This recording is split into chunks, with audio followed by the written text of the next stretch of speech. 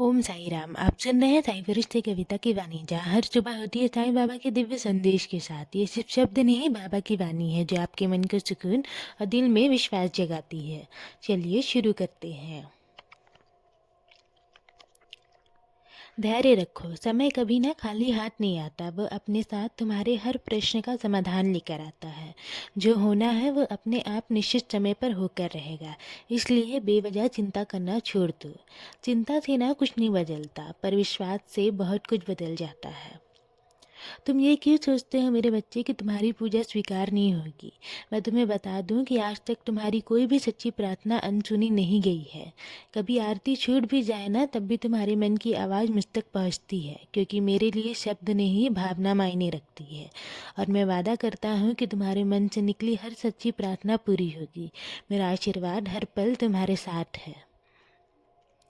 मेरी उदी का चमत्कार तुम देख ही चुके हो, इसलिए मैं बार बार तुमसे कहता हूँ कि मेरी उदी का उपयोग किया करो।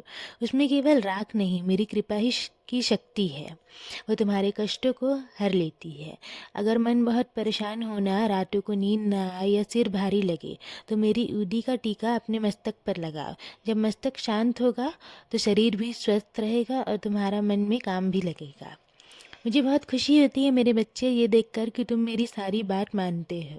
और मैं भी तुमसे वादा करता हूँ कि मैं तुम्हारा हर तरह से ख्याल रखूँगा। तुम्हारी इच्छाएं, तुम्हारे सपने सब मेरी नज़र में हैं। तुम अकेले नहीं हो, मैं हर पल तुम्हारे साथ हूँ। मेरी कृपा में इतनी शक्ति है ना कि मैं समय को भी तुम्हारे पक्ष में मोड़ सकता हूँ। इसलिए घबराया मत करो, कुछ भी गलत नहीं होगा। बस मुझ पर पूरा भरोसा रखो। और हाँ, जब भी तुम्हारा मन भारी हो जाए ना, तो मेरे मंदिर चले आना।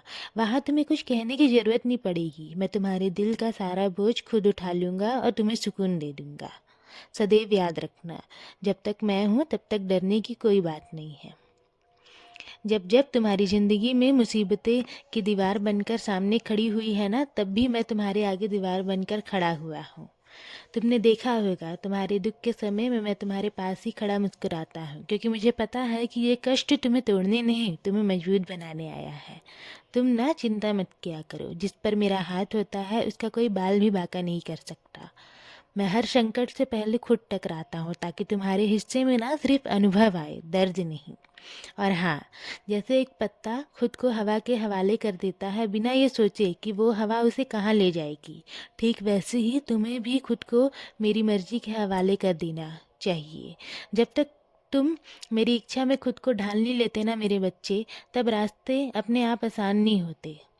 ये मत सोचो कि आगे क्या होगा, जो होगा अच्छा ही होगा, क्योंकि जब तुम खुद को मेरे हवाले कर दोगे ना, तो तुम्हारी सारी जिम्मेदारी मेरी हो जाती है। इसलिए घबराओ नहीं, ना डरो। मैं तुम्हारे सामने खड़ा हूँ, तुम्हारी दीवार बनकर भी और तुम्हारा सहारा बनकर भी। अब अपने दिल को हल्का करो। मेरी कृपा सदैव तुम पर और तुम्हारे पूरे परिवार पर ऐसे ही बनी रहेगी।